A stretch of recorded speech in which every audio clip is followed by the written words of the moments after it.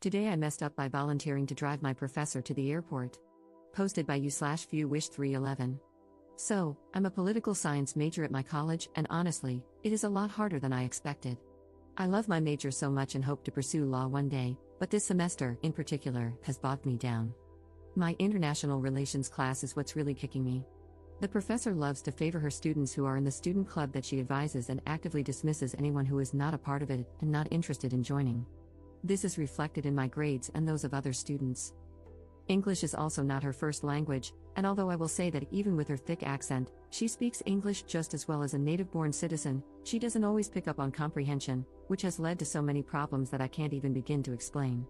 Trust me, I've tried complaining about it to no avail.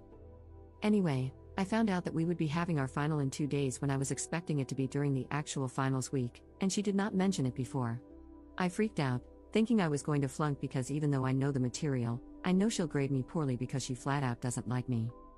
Well, here's where I messed up. We were having class today, and as I was having a panic attack, my ears perked up.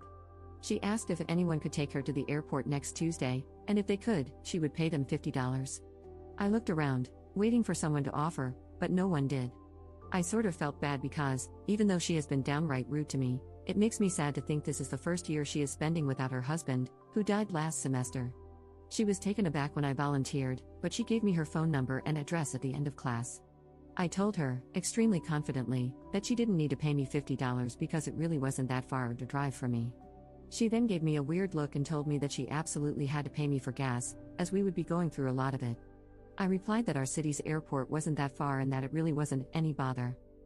She then raised an eyebrow and gave me her signature condescending look before informing me that she was going to the ATL airport, which, at best, is 2.5 hours away from me according to Apple Maps' estimated time for that date.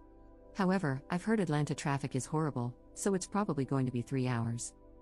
I do have a final that Tuesday at 1 p.m. However, I informed her of this and warned her that it could make me late and that she might want to find someone else. But it's a blow-off class, and his final is supposedly only about 30 minutes long. Plus, she lives close.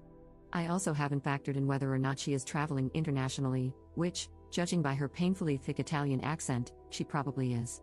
I haven't heard much from her about any family living in the States with her. If so, I assume she needs to be there 3 hours early, and from my best estimates, if I leave at 1:30 and don't get slammed by traffic, I could get her there by 4 for a 7 p.m. flight. I've also been thinking about asking my blow-off professor if I can take his exam earlier because of this obligation. We'll see about that. I'm sticking to my guns.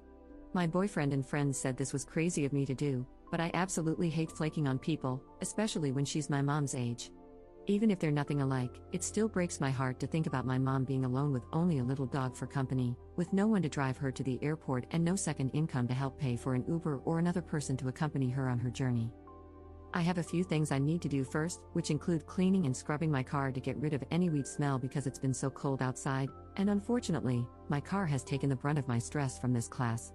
I also need to get my oil changed because I'm over 1,000 miles past when my car light went on, and I'm not trying to have my car explode on the road and die with this woman.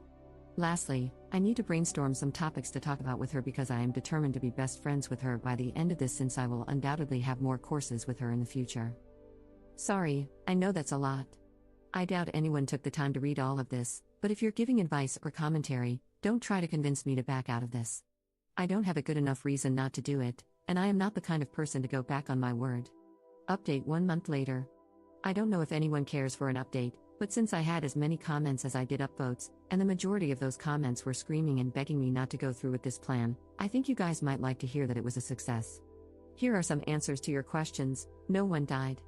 She did not smell the weed in my car. We even had a conversation about the legalization of cannabis to the extent that I don't think she suspected me of being a user at all. Yes, it was to the international airport. Yes, my GPS messed up a million times. We do go to a smaller school where professors are encouraged, and even hired or fired, based on whether or not they do a good enough job of fostering student-professor relationships. She did offer me more money even after I dropped her off. I told her no, and she said she would give me a gift from Italy. Basically, that day I accidentally said yes to driving my Italian professor to an airport 2.5 hours away from us. I took my weed out of my car and into my apartment, and I aired out my car for not 1 but 4 days with the windows down. I also regularly sprayed it with Febreze and other car scents.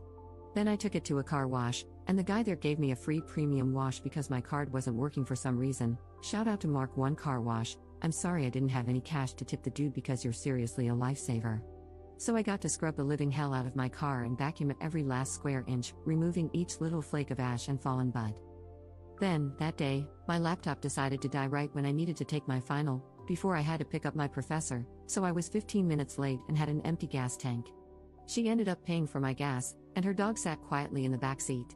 I awkwardly told her she could look at my CDs if she wanted to play music since all I had was a speaker for podcasts. However, she simply said no and that we could find other things to talk about during the car ride. And we did. We talked for 2.5 hours about social justice, international politics, traveling, life, family, and learning. It was actually the best conversation I'd had in a long time.